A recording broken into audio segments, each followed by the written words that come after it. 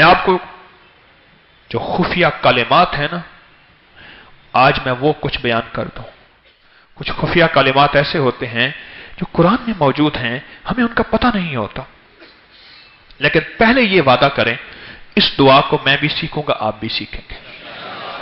مسنون دعا، ہر مسنون دعا کی کتاب میں عام، ہر جگہ لکھی ہوئی عام اور تام ہوتی ہے.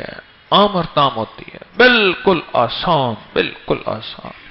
اس دعا کو یاد کریں، اس دعا کو حفظ یاد کریں، اور اس دعا کو پڑھیں، اور اس دعا کو اپنی زندگی کا معمول بنائیں، اپنی نسلوں کو سکھائیں. حتیٰ کہ یہاں تک جس کھانے کے بارے میں شک ہو اس میں زہر ہے، یا جس کھانے کے بارے میں شک ہو یہ بیماری بن جائے گا، تکلیف بن جائے گا، اور اس سے مجھے بیماری اور تکلیف ہوگی، یا اس سے اندر کوئی اس کے نقصان ہوگا، یا اس کے اندر کوئی بیکٹیریا یا وائرس، یا اس کے اندر کوئی انفیکشن، یا کوئی اس کے ذریعے سے مجھے تکلیف، اس کھانے کی نیت کر میں یہ دعا لازم 3 دفعہ پڑھیں. اعوذ بکلمات اللہ تامات من شر ما خلق. بس یہ چھوٹی سی دعا ہے. مولا تیری پناہ، تیری چھتری، تیرے ان خفیہ کلمات سے جو تیرے علم میں ہے، تیری معلومات میں ہے، ان مبارک کلمات کی برکتیں چاہتا ہوں کہ مجھے مخلوق کے شر سے بچا دے. بیوی ہے تو شوہر، شوہر ہے تو بیوی. مولا اولاد میں نے بڑی آسوں امیدوں سے لی تھی، پر آج یہ مخلوق میرے لیے شر کا، ذلت کا اور گمراہی کا اور میری بے سکونی کا ذریعہ بن گئے.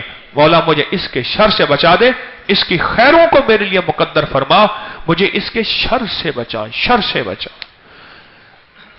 انسان بڑی آسوں امیدوں کے ساتھ بعض سوسائٹیوں میں جاتا ہے. کتنے لوگ مجھے آ کے کہتے ہیں کرایہ دار آئے اور کرایہ دار ہماری بیٹی لے گئے.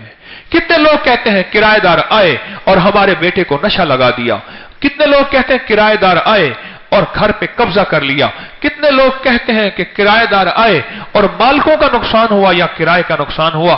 مولا میں تجھ سے صبح بھی خیر مانگتا ہوں، مولا میں تجھ سے شام کو بھی خیر مانگتا ہوں. مولا جو دیا اس میں بھی خیر ہے، مولا جو نہیں دیا اس میں بھی خیر ہے. مولا میری ساری تمناؤں میں وہ دے دے جس میں تیرے لیے خیر ہو. وعبقری حسان